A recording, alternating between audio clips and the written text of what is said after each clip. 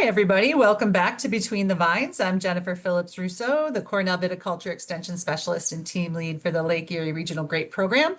This podcast is brought to you by both Penn State and Cornell University. We are a collaboration between both of the land grants to help our grower base in the region of Lake Erie and Ontario.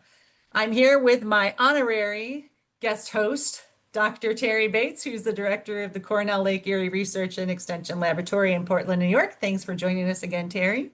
Hi, Jennifer. Always happy to be here. Appreciate your constant Yeah. support too.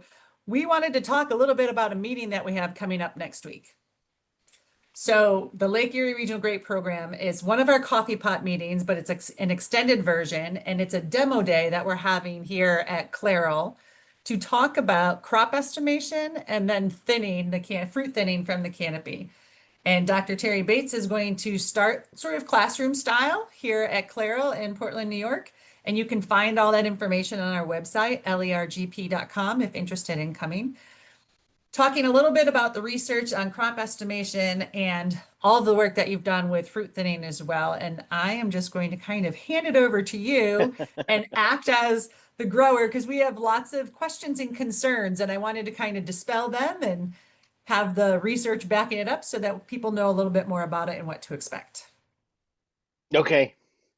So crop management in Concord vineyards is it's a big ball of wax because as a grower, you're thinking about different things. Not only from a viticulture perspective, you're thinking about, how large is the crop compared to the size of my vine growth that can support that crop. And then there's all these business management decisions being made about, can I get the crop ripe? How much of my crop am I going to be able to sell and at what price point? And, there's There's a lot. I There's a tend to lot. stick with the viticulture side of things because it's what we can control as managers, and then the business side of things is a little bit more out of our control, at least from a research perspective. We'll leave that to Andrew talking with Yeah. you. So you brought up a good point, and that is the viticulture side of things and what to do on what a vine can handle. Because last year, if you've been following our podcast, you'll know that our region experienced a very heavy frost event where approximately 17,000 acres had zero to little tonnage on them, which means they were rested for an entire Yeah. year. And it was a beautiful growing season last year. Yep. So that you bring up a good point, and I've heard that comment a lot that the vines were rested, and it really does. It's the same concept every year. It just, depending on how the crop set, it varies.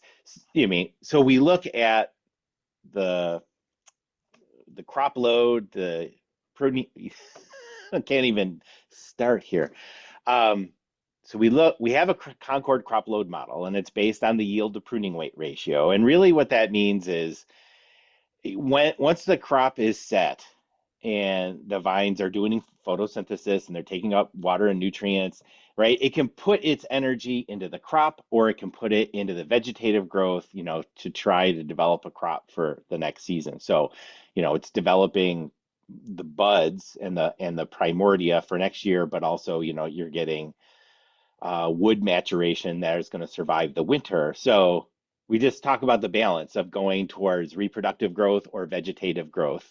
And largely, as managers, we control that through pruning practices and or thinning practices to adjust that yield to pruning weight ratio. And last year, when you say they had a rest, it was so because of the frost, we had a low crop, and the vine didn't have to put a lot of carbohydrate or nutrient energy into the fruit. So where did it put it? It put it into the wood. So it developed a nice crop, and we did see an increase in pruning weight in our research vineyards. So our Concord crop load model. So since we had a low Rivaz index or a low yield to pruning weight ratio last year of below 10, so it was probably more like 5, which is very low. We saw across the board about a quarter pound of pruning weight increase last year, which some people may say, oh, well, that's not a lot. But if you're going from a 2.5 pound vine to a 2.7 pound vine, that actually does translate into higher yield potential for the next year. which is So what we that's what expect. it means by giving it a rest, is you're just, it can put the energy into the fruit or into the wood, and because the fruit was low, it put it into the wood. Now this year, the crop's going to be very high. So if people hang the big crop, the vine's energy is going to go into the crop and less is going to go into the wood, and you'll see a decrease in pruning weight and yield potential for next year if we go ahead and hang a really big crop this year, which is kind of, I'm already rambling on. So I always say, when it comes to crop estimation at this time of year, so we do crop estimation at 30 days after bloom. To me, I think it's very important to do a crop estimate and relate that to your vine size. Whether or not, I'm indifferent on whether you thin or not. It's a business decision. Um, so yeah, But knowing what you have out there is really important. yes, yeah, right. There's a business decision there of, can I hang the big crop this year? Even if I struggle to get it ripe, I'm going to ripen that big crop. It's going to get in, and I'm going to make money. But the next year, I'm going to have a lower crop, and I need to prepare for that. I think it's a better viticulture model to balance your vines year in and year out and avoid those big fluctuations. So last year, because of the frost, we're creating a fluctuation, and you want to try to balance that back out. To me, I would rather have, if I have a vineyard that can ripen 8 tons per acre on an average year, I'd like it to be 8, 8, 8, 8. I don't want 4 and 12 and 4 and 12. Even your bank account on the business side of things, reflecting those changes is a little worrisome, if I say so myself, but that. Yep. And again, everybody has a different business model. So some people, they manage for that big fluctuation and they make it work, and other people will be more conservative and they want to have that, kind of more balanced or uniform vineyard year in and year out. And the research that you have done for the crop estimation side of it, and that's basically the Concord berry curve, correct? How you have, and I know the answers, but I'm doing this for our listeners that are Yeah. out there learning a little more about it. So you tracked Concord berry growth from pea-sized berries through the entire season. How did you develop that? Yeah. Okay, let me share my screen. So we have taken what you have done and we are starting to develop berry Yeah. curves Okay. on other varieties. Okay. Let's break down this crop estimation thing. Um, Kind of the target we've always said is, or the industry has always said is, I want to know what my crop is. I want to estimate what my crop is within 5% of what I actually harvest. And, that is, that seems like a pretty simple, like, okay, within 5%.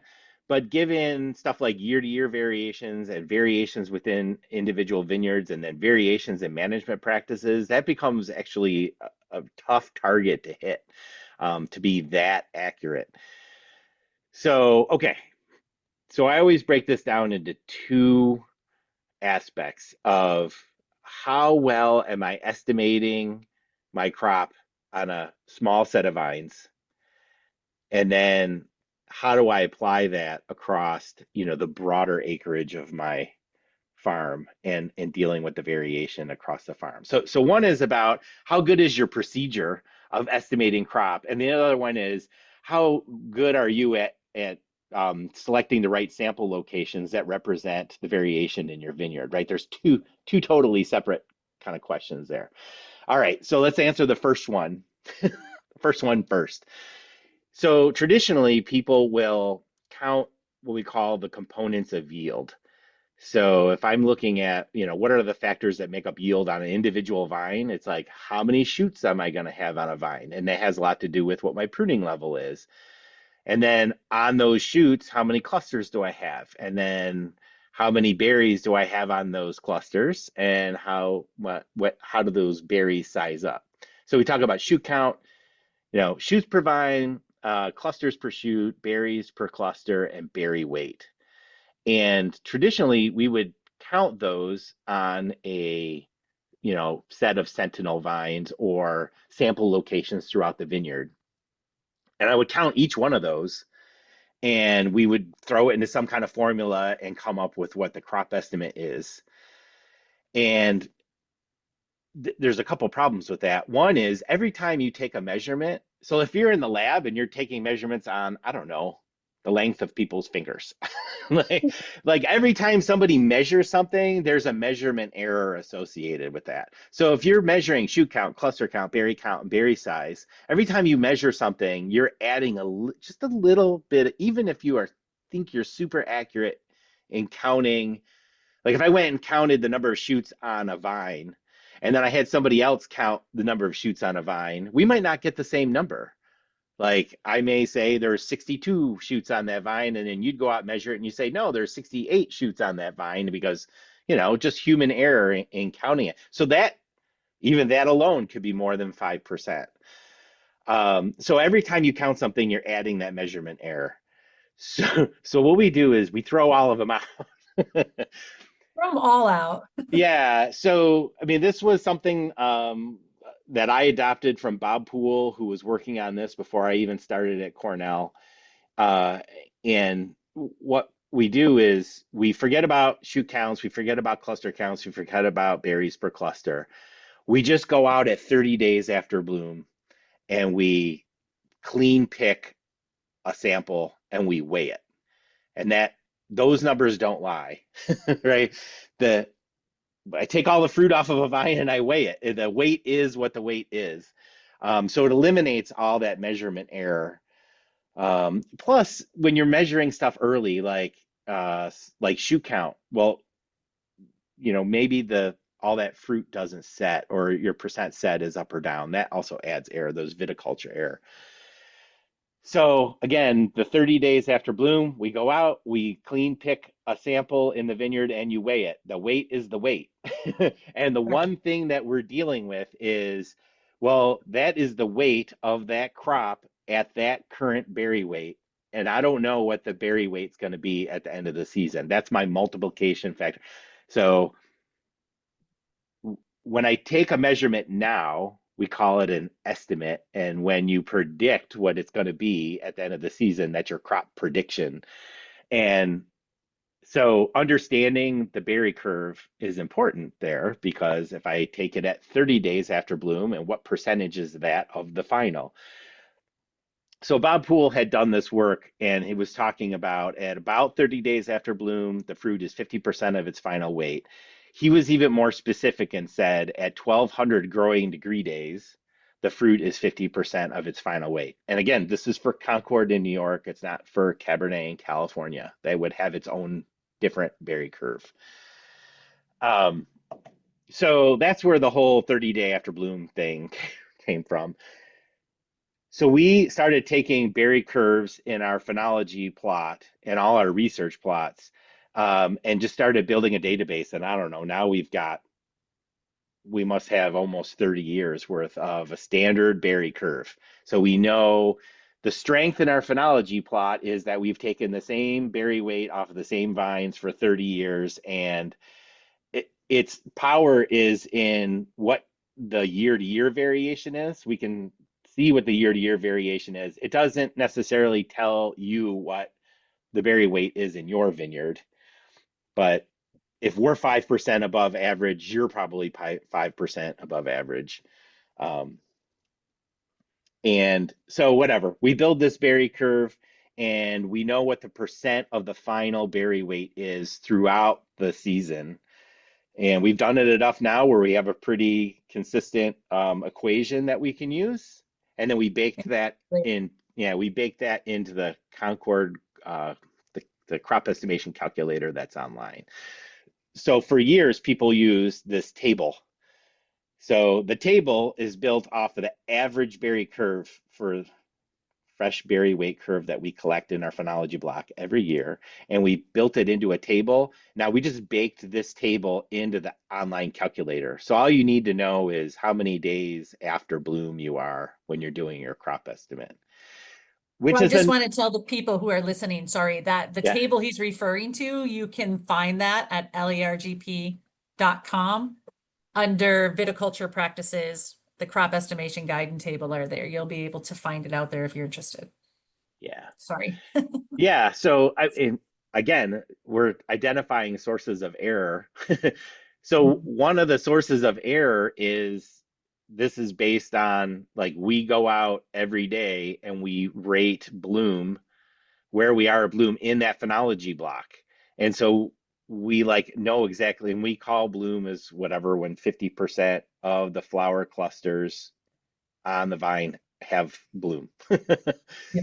And so like that ends up being a very specific thing. But again, when you look at it in a vineyard, it's like, well, one end of my vineyard bloomed on Tuesday and the rest of my vineyard didn't bloom until Friday. And now I'm doing crop, but what do I actually call 30 days after bloom? So that adds error.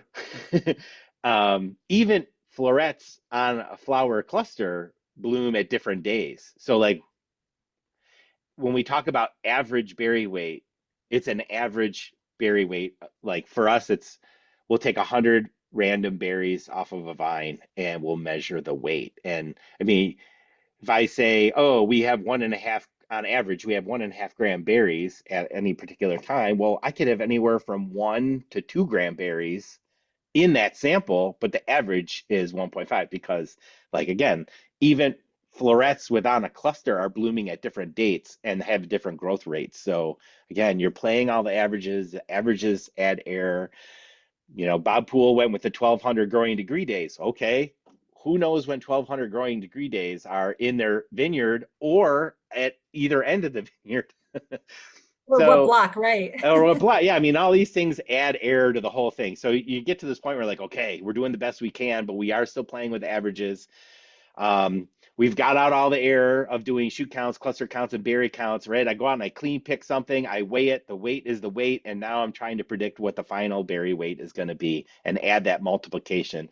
And I kind of have an idea based on our phenology block, our berry curve, on what that's going to be. We've also been looking at, interestingly, the growing degree days 2 weeks pre-bloom. If it's super warm and the shoots are growing really fast, we end up having smaller berries at harvest, regardless of how the rest of the season goes. I mean, people say, "Oh, well, we had this great middle of the season, and my berries should have sized up, but they didn't." And a lot of it has to do with the rounds of cell division that the berries are going through in that kind of pre-bloom bloom period.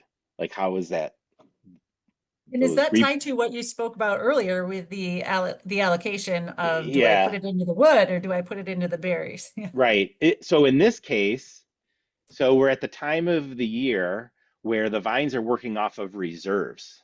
So even though at bloom time or 2 weeks pre-bloom, you're like, oh, there's a canopy there, that canopy is really not doing a lot. I mean, it's doing photosynthesis, but a lot of the photosynthesis is going right back into shoot growth and growing bigger leaves. It's not necessarily going back to the rest of the vine. So there's a carbohydrate competition thing going on there. And if the shoots are growing really fast, it takes away from the berries. But like this year, it was cool in the 2 weeks pre-bloom, and the shoots weren't growing very fast. So the berries actually, this is my theory, that the berries go through more rounds of cell division or whatever. So we end up having bigger berries. So again, this year it was cool pre-bloom, and we are seeing about 10 to 15% above average berry weight right now, which means we're going to have, 10 to 15% above average berry weight at harvest, which is now throwing it all into everybody's crop estimate. Like, oh no, this crop is really sizing up. And I have been getting calls from growers like, have you seen the berries out there? Yeah.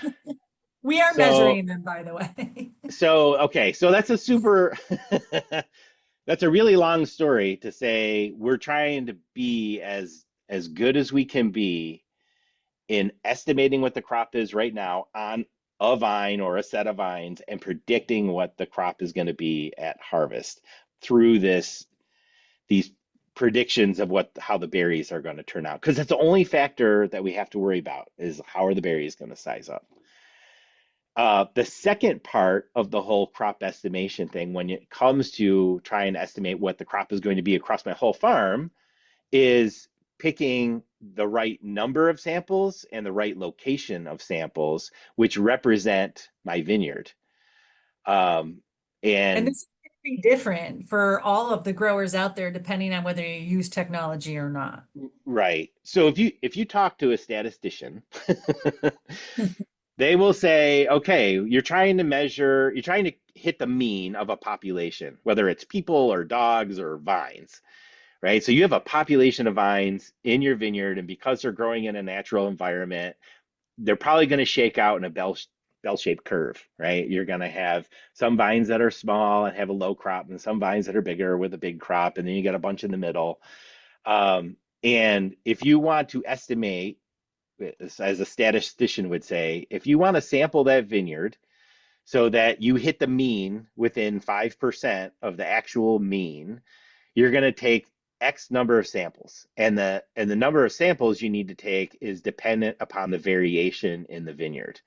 So the larger the standard deviation, and they have formulas for this. They say, oh, if you have a bell-shaped curve with this standard deviation, you have to take X number of samples to be confident that you're hitting the mean. And that number ends up to be so unrealistic for us. Like, you have to take 1,000 samples, and we're like, we just want people to go out and take a couple. Just go out there and do some crop estimate. And so people are not gonna, it's unrealistic to go out and take the number of samples you would need to take to estimate your crop within 5%. So we're trying to get better at it. So it used to be a random thing on a block by block basis. So like, oh, I have this block and it's a good producer, so I'm going to take 2 samples out of that block. And I have this other vineyard over here and it's a poor producer. I'll take 2 out of there, and I'll get an idea. This one has 10 tons per acre. This one has 6 tons per acre, and I make my crop estimate that way. And then around 2015, we got into this trying to use sensors to identify what the sub-block variation is in your vineyard, which that's what the chart or the map is showing is, and anyone who has seen me talk, I have tons of maps that show the spatial variation in vineyards. So we have soil sensors and we have canopy sensors and we have crop sensors, yield monitors that go on our harvesters. And you can map this and you can start to get an idea of what the spatial variation is in your vineyard. Like, where are the spots where the vines are weak and what's the acreage that those weak vines take up, or medium-sized vines or big vines. So what we've You're been dialing doing, it in. yeah, we're trying to just hone it in. So, instead of taking one sample, which is really bad, we went to random samples. And I know Bob Betts is probably going to listen to this because he always says, "Oh, I listen to your podcast." We love you, Bob. We've done a lot of this work with the Betts, and we worked with Justin Morris from Arkansas, who's doing a lot of work in vineyard mechanization. And this, we have done this kind of work for years. And like Bob would always he would only use rows that coincided with the year. So like in 2025, he would only use rows that end in a 5. Just so that he wasn't crop estimating on the same rows every year. So, some of these systematic ways of getting around, trying to get a good sample in your vineyard. Well, now with all these sensors, we found that our bloom or immediate pre-bloom NDVI scan of our vineyard, that pattern related best to our yield pattern at harvest when we measured it with yield monitor. So very simply, we go out, a week before bloom and we use our NDVI sensor and get a pattern like this in the vineyard, and then we sample against it. We stratify samples against that pattern. So I take so many in the low, so many in the medium, and so many in the high, and then I can give a weighted average.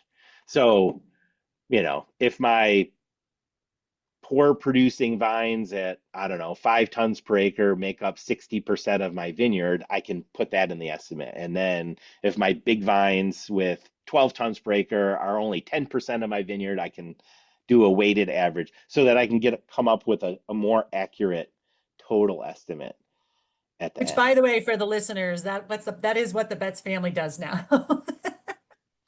Yeah. So and you don't even have to use sensor. I mean, there are Yeah, growers who know their vineyards well enough that they know where the different variation is in their vineyard and they can sample against it. I think the important thing is to go out and sample your vineyard and get a good crop estimate. So, right. And so we're going to really, actually show how to do that at the meeting on yeah, Wednesday. yeah, sorry, I'm rambling already. No, no, you're doing it great. I love when people know why. It's good to know why we are having a meeting and what it's all about and how Yeah, we arrive to the importance of it. So thank you right. for that. So really, it comes down to two things. One is am I doing the procedure the right way, which is I go out and I clean pick vines and then I predict what the final berry weight's going to be and add some multiplication factor. And then the second one is how do I take the best sample of my vineyard that represents the spatial variation in my vineyard? And Um, then once you have that, let's say that holy cow, there's a lot out there. And bloom was, around average. We were hoping it was going to be earlier this year, but you had that cool down period before it happened. So now we don't have 3 extra days to ripen an extra ton. So yeah, now we have to make some management decisions on fruit thinning or not, and the benefits of doing so.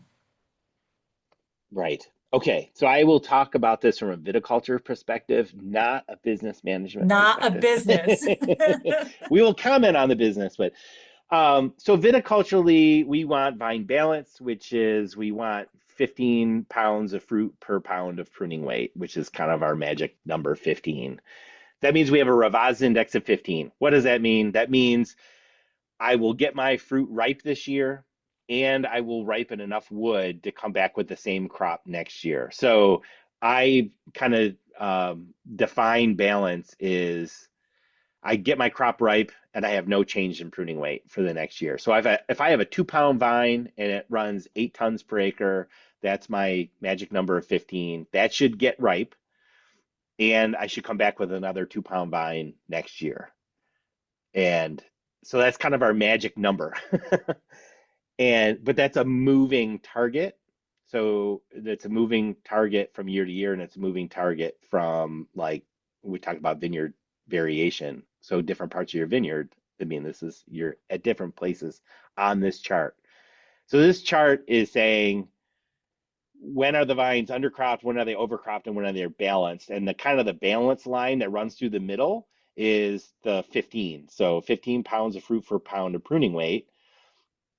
So if I have a 3 pound vine at about 12 tons per acre, that's technically considered balanced. So some people are out there and they're like, oh, I got 12 tons per acre this year. I'm ever going to get it ripe. It's like, yes, if you have really large vines that have a good canopy, yes, you could probably ripen it and you should not lose any pruning weight. And even if you do, you might lose a 1/4 pound to a 1/2 pound of pruning weight, and you're still going to have 2.5 pound vines next year. But that is the best case scenario where I'm a really good grower. My vines are very healthy. They have plenty of water. I'm also not overfilling the canopy. Like I'm not growing 6 pound vines where it's just a big shade machine. So if I have like the optimum situation where I have 80 to 100% canopy fill with leaves, plenty of water, plenty of nutrients, and I have 12 tons per acre, according to this chart, you should be able to hit a revised index of 15, get them ripe, and still have a 2.5 to 3 pound vine next year. But I would say 90% of our industry is not in that situation. I could probably name the growers who do have Yeah. this situation. um, and whatever they're all the growers that we look towards and say wow, how can they do that year in and year out? Most of us for various reasons, whether that's soil type or water or phylloxera or overcropping, like we don't have vines that are that big. Right. You have 2 pound vines or less, probably mostly somewhere between 1 and 2 pound vines in a lot of our vineyards. So a 2 pound vine at 8 tons per acre should be balanced, and a 1 pound vine at about 4 tons per acre should be balanced. Uh, 4 tons per but acre on a 1 pound vine. yeah, so what did I say? Oh yeah, that So is what you said. Yeah, if I have say I have a I have a vineyard and it's averaging 1.5 pound vines, and I suddenly have 10 tons per acre crop estimate this year. So I go out next week and yeah, I clean pick my fruit. I use the online calculator that we built, and you say, holy smokes, I have 10 tons per acre out there, and my vines can't support it. This is the I have more fruit than leaves Yeah. situation. What do I do? So that would be a case where I would want to thin it from 10 down to, 8 or 7 tons per acre. So in that case, you're probably going to get, we say roughly 2 to 3 tons per acre equivalent. You increase the fruit by a 1 degree brick at harvest. So that's a moving scale. And it even gets more convoluted because that has to happen before veraison. Yes. So you have we were talking about our really good growers with 3 pound vines and 12 tons per acre. And they're like, oh, I took my 12-ton per acre crop, which was balanced, and I thinned it down to like 9, and I saw no response. It's like, yeah, because your vines were not overcropped to begin with. And you're You don't get the fine. Yeah. response.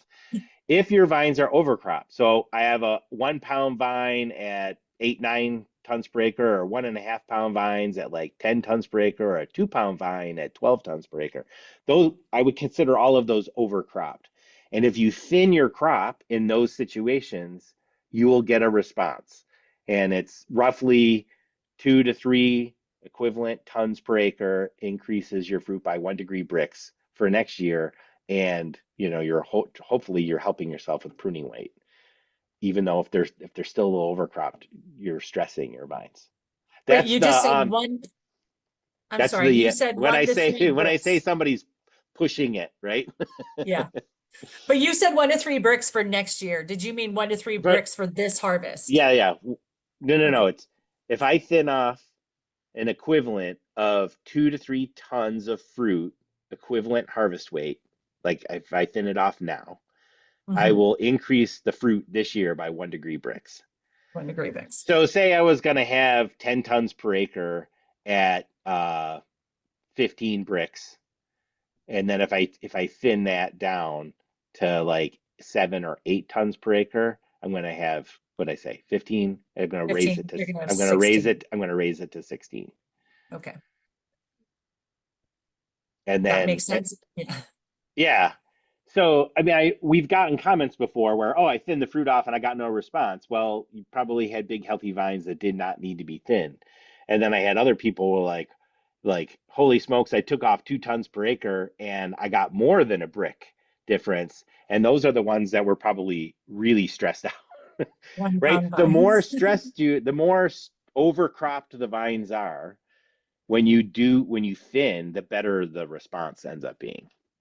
So maybe we can talk a little bit about, for people who are listening, like go all the way back to what is thinning. So thinning is ultimately taking fruit off of that vine to help it. And how do you do that? Right. A lot of picking and weighing is what it comes down to. So, okay. So again, we go out at 30 days after bloom. I clean pick some vines and weigh it. So I mean, if I have an equivalent of 10 tons per acre out there, or what would be like 5 tons per acre now, I take that all off. I measure it, and it is what it is. Now I'm like, oh, but now I want to take off a little bit. So everyone's vineyard is different. Everyone's vineyard's at a different growth stage. Everyone's harvester is different. Everyone's harvester setup is different. Every harvester driver is different. This all adds to there is no one cookbook recipe. So it does take picking and weighing. So our typical procedure is when we do our crop estimate, we'll do 1% of an acre. You don't have to. You clean pick 1% of You an clean acre. pick 1% of an acre, which turns out to be at a 9 by 8 spacing about 6 vines. And so we'll take 6 vine increments and we'll dial down our harvester. So some people like pinch the bow rods in. Some people, they want to take the bow rods out.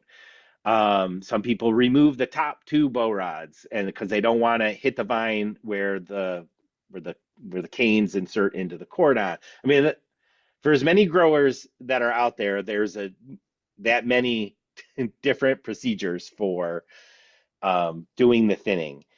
So, and next week I haven't broke them out, but next week I'll show you what we do at the lab. The last time we thinned, I saved all those numbers and how we had the harvester set up, and I'll probably just say, yep, this is what we used last time and it worked. And we'll start there. And the best way to do it is you thin off some fruit, um, and you weigh it, and you change your machine setup, you thin off a little bit, you go down another section, thin another 6 vines, weigh it, until you get you get your machine set up the way you want for that vineyard, and then you can go and do the rest of the vineyard. And we're going to go over all of this next week and try to ease people. So I'll just preface by saying we've been talking at all of our coffee pot meetings about this meeting coming up. It's July 16th at the Cornell Lake Erie Research and Extension Laboratory in Portland, New York, from 9 to noon, if you're interested in joining us. And I have asked people how many people actually thin your fruit knowing that you're overcropped. And not everybody's hand goes up. And then I'll say, so why don't you thin your fruit? And everybody has something about, oh, I tried it once. It was a disaster. I vowed never to do it again. And that's not what we want viticulturally for your vines and having a balanced vine. We want to be able to support your efforts, the growers out there, with the research that Terry has done so that you feel more confident in doing this to have those balanced vines. The entire reasoning behind having this meeting next week. Yeah. Yep, I agree. And I've seen some of the horror stories. Like I'm not I've sitting heard here them. saying, yep, we have the cookbook recipe and it works every time. A lot of it is you set up your machine, you do a little thinning, and you weigh what you're taking off. Plus, you look at the canopy and see if you've been breaking shoots. And we have done stuff like with a gas exchange meter, measure the rate of photosynthesis on leaves, and then the harvester goes by thinning the fruit, and then we clip back on and we measure the photosynthesis on those leaves. And you'll see about a 20-minute dip in photosynthesis, like the vine freaks out. And then it comes right back. If you are damaging the vine where you're breaking shoots and things are wilting and stuff, that's really bad. So stop thinning that and reset up your machine to do it, the correct way. The photosynthesis will drop and it'll just stay down there. But again, we've done this enough. I'm super confident in the thinning process. I think the mindset needs to be you are not slapping the vines, you're not trying to take off a lot, you are setting up your machine to kind of just grip the vines and give them a gentle shake to take off some of the fruit.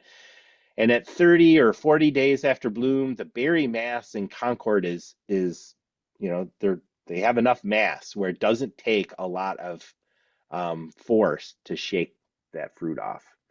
And the horror stories come from where the machine's just not gentle enough, is not set up to be gentle enough. Most of the new harvesters that are out there are plenty gentle enough to do this without damaging the vines. He just becomes an operator error situation. Got it, which happens. Yeah. So I would like Dr. Terry Bates' viticultural take on the importance of fruit thinning in a year where you are overcropped. You would already mention that you will see a Brix response as long as it's done before vibration. Yeah. So we know, so from a viticulture perspective, right? People around the world, they want to maintain vine balance. I mean, everyone talks about it Yeah. because it gets the fruit, gives you the desired fruit quality that you want, and it gives you the desired vine growth that you want to come back with a sustainable crop for the next season. So you can achieve vine balance through pruning alone, or you can do pruning and leave more buds than you need, get past the threat of spring frost, and then do shoot thinning if you want, or then do fruit thinning if you want to achieve the. What you really want is the 15 pounds of fruit per pound of pruning weight. That gives you a balanced vine. If the vines are overcropped, you're going to struggle to get the fruit ripe. And if you want to gamble that the processors are going to leave their doors open long enough for you to get that fruit ripe, then go for it. But you will also take a hit to pruning weight So you're going to lower your crop potential for the next season. I mean, we have done that research and it is published research knowing, if your revised index is too high, you're going to struggle to get fruit ripe and you're going to take a hit to pruning weight and next year's yield potential. If you're undercropped, you're going to get your fruit ripe and you're going to gain pruning weight and gain yield potential for next year. And if you're balanced, you're going to get your fruit ripe and you're going to maintain that pruning weight that you have. That is like, yeah.